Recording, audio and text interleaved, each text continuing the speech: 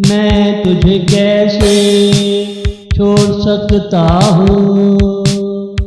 मैं सिर्फ तुझे ही तो जानता हूँ।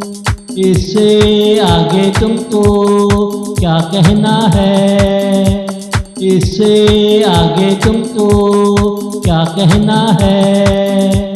सबको छोड़कर मैंने तुझे चुना,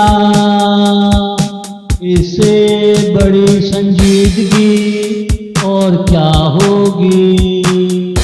दो तो बात करना मेरी आदत है, जिसका बाजू पकड़ा ना छोड़ना मेरी फितरत है। तेरी चाहत का वजन मेरी चाहत से ज्यादा है।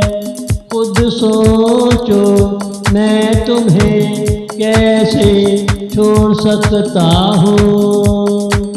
हमारा एक होना दुनिया की ख्वाहिश थी।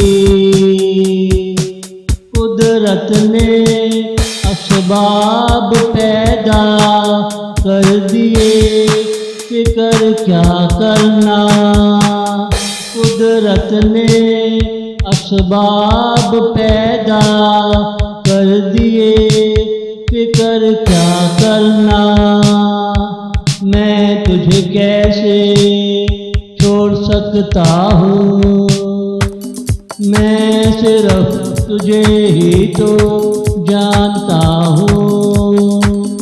इससे आगे तुमको क्या कहना है, इससे आगे तुमको क्या कहना है।